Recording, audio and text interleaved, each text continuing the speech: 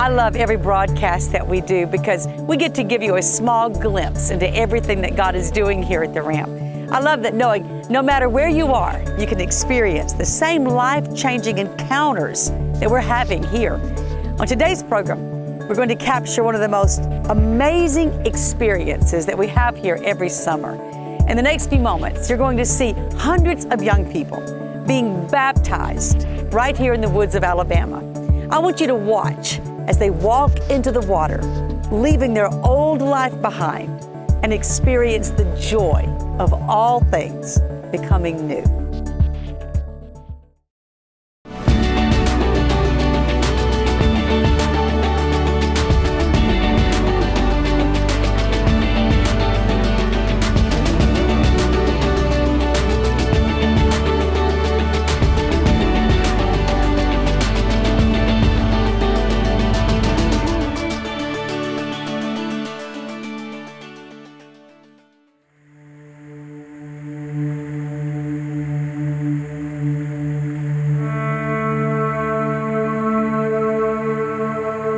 I was raised on these waters. My grandparents' home is right next to the creek. So I spent by far most of my time here. And almost every day of summer was spent swimming in Williams Creek. But every so often, Williams Creek became sacred. I can remember when the people would literally be walking to the creek and singing as they go.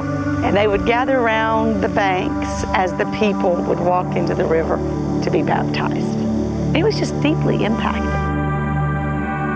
When I was 8 years old, I had a very significant experience with God, one that I will never forget. I can still remember walking in line into that water, going down to express what I had experienced with God. And so this makes it a really special place for me. To describe what it's like to stand here now and watch hundreds of young men and women coming from their encounter with God at the Ramp to this place that's already so special to me personally, and walk down these steps into these same waters and see the determination on their face that they want to mark this experience that they've just had with God in a very deep and real way. It's just overwhelming. Since Acts chapter 2, baptism has enjoyed a place of prominence in the life and the culture of the church. The reason we do baptism is because it is built upon the death, burial, and resurrection. Baptism is more than just a public expression of faith, though it is that. Baptism is a supernatural activity where God makes all things new. When these young people come up out of these waters and you see their faces, the only way I know how to express it is to say they have seen Jesus. And they are experiencing the joy and the freedom that comes from that new life. That's often expressed through weeping. It's expressed through laughter.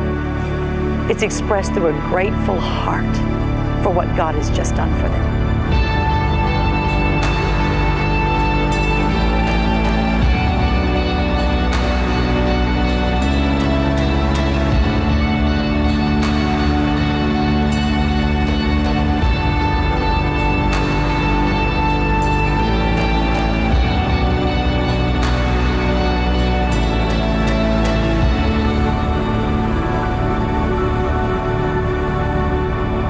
For me personally, it is just a fulfillment that says, this is why I live. And what better thing is there to live for? It's such an amazing experience to be in the water, seeing these young people being baptized firsthand. They come down into the water with such expectation, such faith, which is such a key ingredient to baptism. You know, there's nothing magical about getting dipped in the water.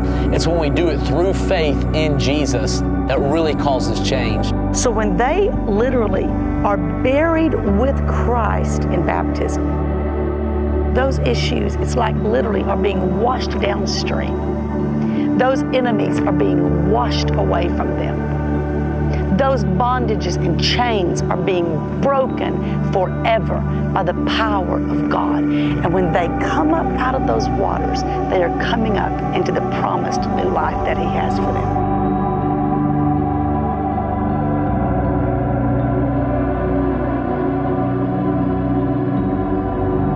Through baptism, each of us are identifying with the work of Jesus.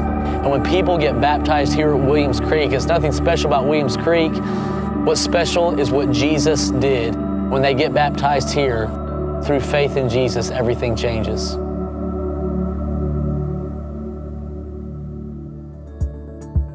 As you've seen, baptism is a very special event here at the Ramp. We've done it for years, but every time it feels like a new experience, because there is nothing like watching people who were bound and depressed, addicted or lost, come up out of the water with a changed countenance. No longer do they look downcast or dark and defeated, but we literally see them transform as everything of the old nature is washed away. They come up with joy and peace and a true radiance. Because baptism isn't just an activity or a ritual. It truly is the place where God makes all things new. It's a supernatural activity. God does the impossible. He takes the old man and buries him in the water and brings up the new man. I love the message of baptism because it reveals the continued love of our Father toward us. Not only does He forgive us, but He cleanses us and He makes us new. Micah Wood has an incredible word on baptism. He reveals all that the Father offers us through this simple act. I want you to listen to this message and allow God to show you what's truly available when we enter the water in faith. The reason why we do baptism, and the reason, not just the reason why we do baptism, the reason why the Church of Jesus does baptism, is because baptism is the place where God makes all things new.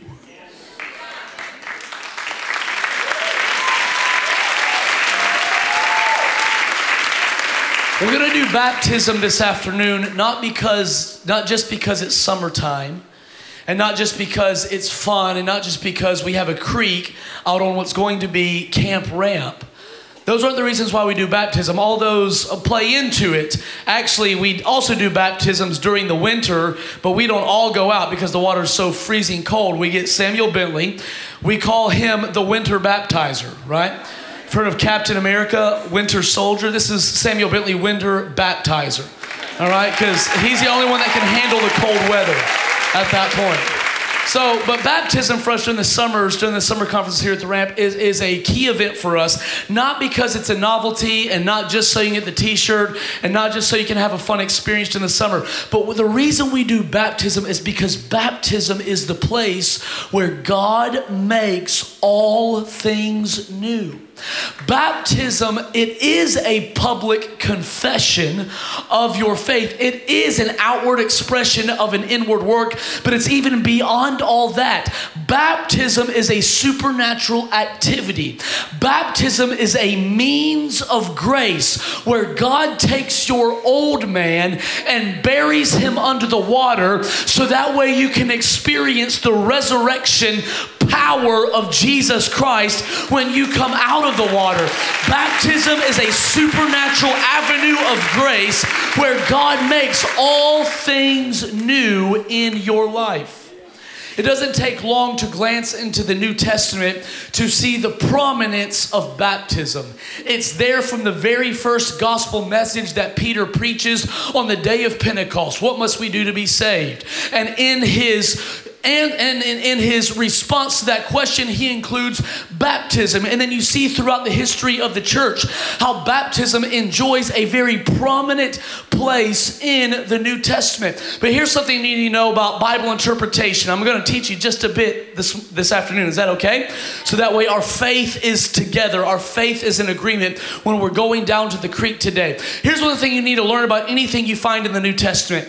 Anything you find in the New Testament, including baptism, isn't an isolated event disconnected from the rest of the Bible. Baptism is not an early innovation of the church that they started using just to talk about the crucifixion and the resurrection of Jesus Christ. Anything you find in the New Testament has a rich heritage in the Old Testament. Anything you find in the New Testament has a rich storyline, has a rich narrative that has been unfolding for hundreds of years, and then it finds its full expression in the New Testament. And baptism is one of those things that has that rich heritage. So we know, and we'll talk about it in just a moment, that for us as Christians, baptism centers around the cross of Jesus Christ. It centers around his death, his burial, and his resurrection. So we understand that to be the full expression of baptism. But when you go back to Genesis and you follow the unfolding storyline, all of a sudden, your faith about what God does in baptism increases. And it goes off the charts. So by the time you get to the cross, by the time you get to the burial, by the time you get to the resurrection of Jesus, it's overwhelming because you followed the unfolding revelation of baptism and it's led you into the fullness of Jesus Christ. So let's do that. Just a moment. I want to talk to you about 3 prominent events in the Old Testament that teach us about baptism in the New Testament. 3 prominent events in the Old Testament that teach us about baptism in the New Testament. The first prominent event in the Old Testament that teaches us about baptism is the event of Noah and the flood. You may not have ever thought of Noah and the flood in terms of baptism, but Peter actually said this in 1 Peter, I believe chapter 5, verse 20, that what God did at Noah, what God did through the flood was a type and shadow of baptism. So Peter's understanding of baptism is obviously shaped by Noah and the flood. What happened at Noah and the flood? Noah and the flood is such a rich, textured story that has so many implications. It's hard to unpack them all right now. But one of the most beautiful things you see in the story of Noah and the flood is it's a story of how God makes all things new. It's a story of a world, it's a story of a earth that is filled with wickedness. Not just actions of wickedness, but hearts of wickedness. Not just hearts of wickedness, but minds of wickedness. The Bible actually says that when God looked down on the earth, he was sorry that he made it, for all the intent of their hearts was only wickedness continually. So God looked down and he was grieved. So what was God's answer for washing away a world of wickedness and relaunching a world of righteousness through Noah? His answer was baptism. He took the earth that was filled with wickedness and he baptized it in the waters of judgment. And when he brought it out on the other side, now Noah comes off the ark launching a world of righteousness. And God, when he looks down at humanity, and he sees us with our behavior patterns that are full of sin, and he sees us with our minds that are full of sin, and he sees us with our hearts that are bent toward iniquity. God has an answer for an entire world that is filled with wickedness, and the answer is baptism. Because in baptism, we are plunged into the waters of God's judgment, and then we are brought up on the other side, and now we are a world filled with righteousness. Baptism is the place where God makes all things new. That's the first major lesson we learn about baptism in the Bible, is that baptism is the place where God makes all things new. Baptism draws a line in the sand. Baptism says, this is what was, this is now what is. Baptism was a major dividing line between the ancient world that we do not know and the current world that we do know. Baptism separated the ages. And the reason why we're doing baptism this weekend is it's a line in the sand separating who you were before you came this weekend from who you are now that you've experienced the presence of God. So let me speed this up and move a little bit more quickly. The first significant event that teaches us about baptism is Noah and the flood. The second major event that teaches us about baptism is Moses and the Red Sea. You may not have realized this, but the Bible actually tells us in 1 Corinthians chapter 10, verse 2, that Israel was baptized into Moses. And it's referring to Moses and the Red Sea. And the language of the New Testament, when it begins to think about baptism, is it begins to pull not only on the story of Noah, but also on the story of Moses, because Moses is another significant event that teaches us about baptism. What happened at Moses and the Red Sea? Again, the Red Sea was the place where God made all things new for Israel, because you got to get this picture in your mind. For hundreds of years, the children of Israel were serving taskmasters and they were slaves in Pharaoh's Egypt. For hundreds of years, they were longing for the day when they would be free from the bondage that made them cry out to God. For hundreds of years, they were longing and dreaming of the day where God would finally fulfill his promises and bring them into the promised land. They were longing for that day. Then all of a sudden, something crazy starts happening. God raises up a deliverer named Moses, but first it gets harder. Then God begins to send plagues on Egypt. So then Pharaoh says, okay, I guess you can go. So they start to go. And when they get to the Red Sea, they find a blockade in front of them called the Red Sea, and they look behind, and Pharaoh, and they thought that now they are just going crazy out of their minds, because they were thinking to themselves, I thought we were actually free. But look, Pharaoh's right there. We're not. Has anybody ever had that experience where you've had an encounter with God, or you've come to an altar, or you've come to a camp, or you've come to a ramp, and you get home and you thought, this time I'm actually free. And you look back and the thing you thought you were delivered from is right on your heels chasing. And you get so discouraged. And that's why, I can understand a little bit why the children of Israel start complaining toward Moses. You brought us out here to die.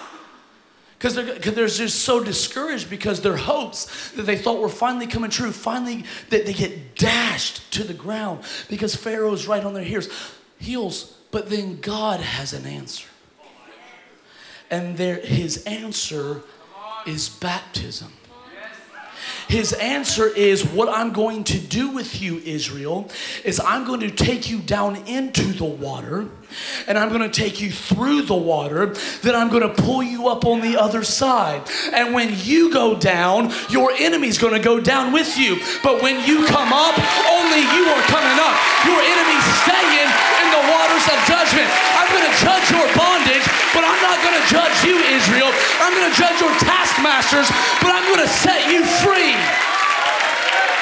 And here's what God says. Here's what God says to Moses on the day of the baptism of the Red Sea. Exodus chapter 14, verse 13. For the Egyptians whom you see today, you shall never see again. And I want to tell you, on this day of baptism, that pornography whom you've seen before, you will never see again. That addiction that you've seen before, you will never see again. That behavior that you've seen before, you will never see again. I'll tell you, baptism is a supernatural means of grace where God makes all things new.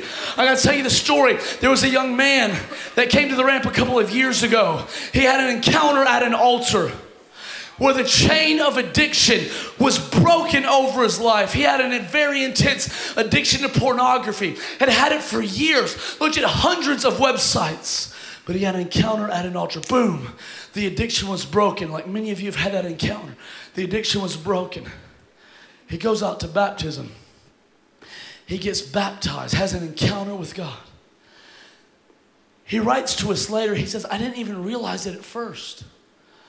But about a week after the baptism, it suddenly dawned on me, not only is the desire for pornography gone, I can't even recall the images to my mind anymore.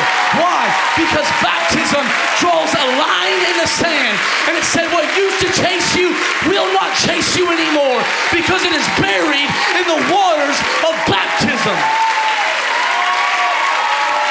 You see, here's the thing. Here's the thing about baptism. Here's the thing about the Red Sea.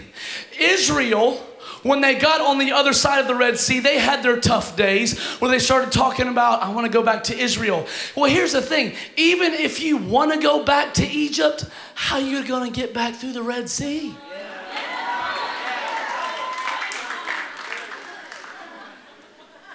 Why? Because baptism is where a line is drawn in the sand. And it's saying it doesn't mean I won't have hard days ahead. It just means I have crossed into a different sphere where I will never go back to the thing that happened.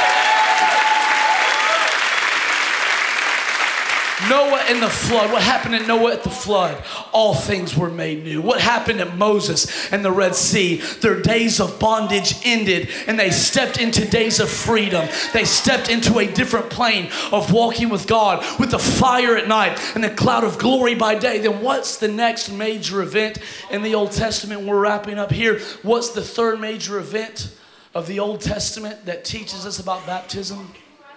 This is going to be a little bit of a surprise to you. The consecration of the priesthood.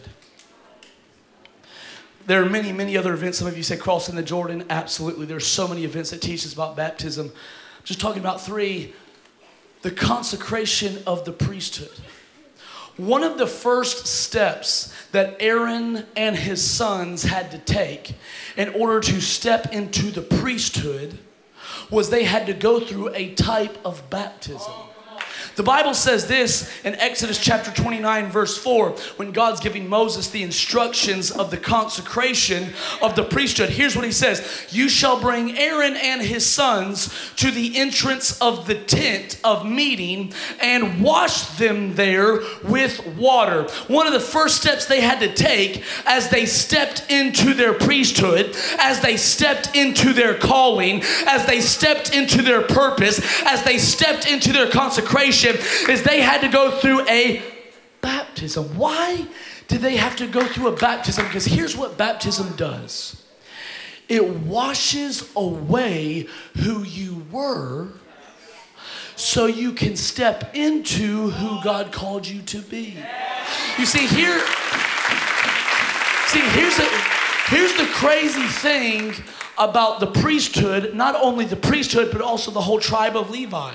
This morning we talked a lot about the Levites. They were musicians, they were ministers, they were consecrated, they were given to the Lord. But here's the amazing thing about the tribe of Levi. The tribe of Levi is not counted along with the rest of the tribes of Israel.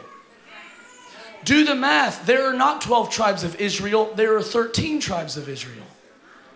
Why do we always say that there are 12 tribes of Israel? Because the tribe of Levi is not allowed to be counted with everyone else. Why? Because they are the Lord's and the Lord's alone.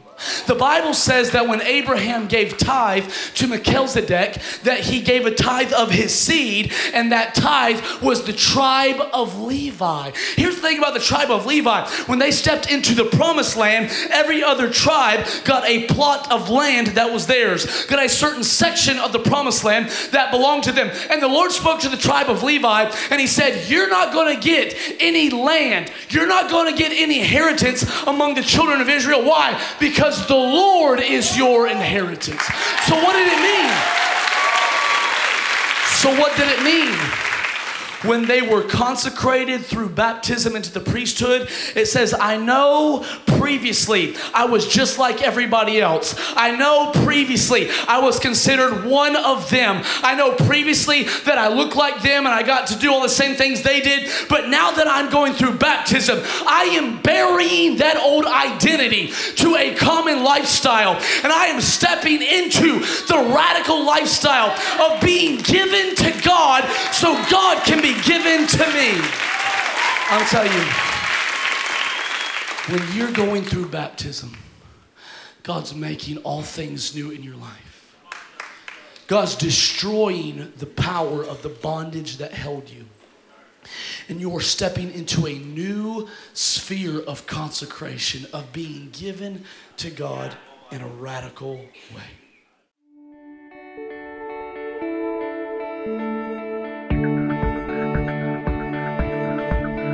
There's real purpose on your life. There's real destiny on your life. You're not the insignificant kid in the youth group. God has made a way for us to come to Him, but it is only through the cross.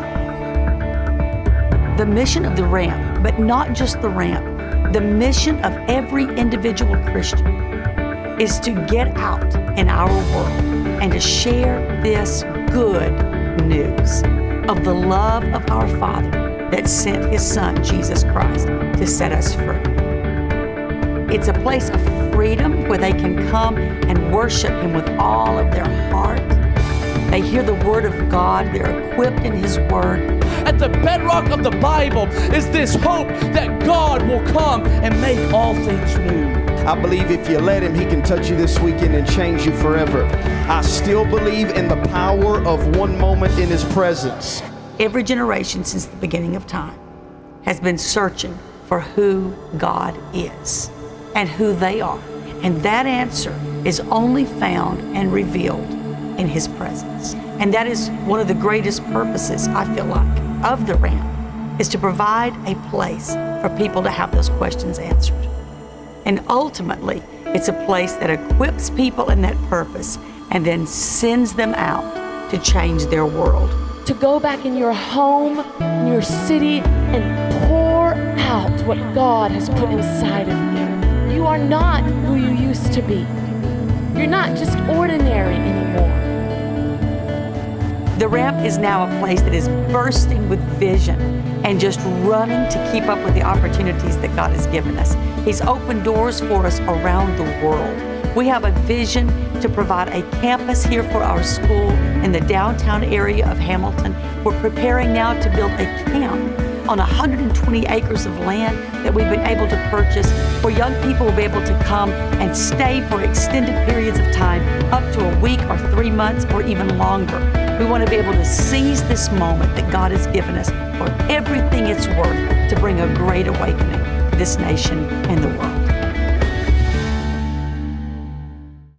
Thank you for joining us today. I hope you enjoyed this special program on baptism. My prayer for you is that this message would bring you closer to the Father, that you would have a greater understanding of what He's done for us and what He offers us. He truly does forgive us. And when we go under the water, He truly does make us new. It's been a pleasure having you with us for today's program. We invite you to join us at the ramp. Every service is dedicated to awakening and equipping people to reach the world. Through worship and the raw teaching of the Word, people will be corporately challenged and personally changed forever. For more information and our event schedule, please visit theramp.org. We hope to see you soon. Let's join together for a great awakening.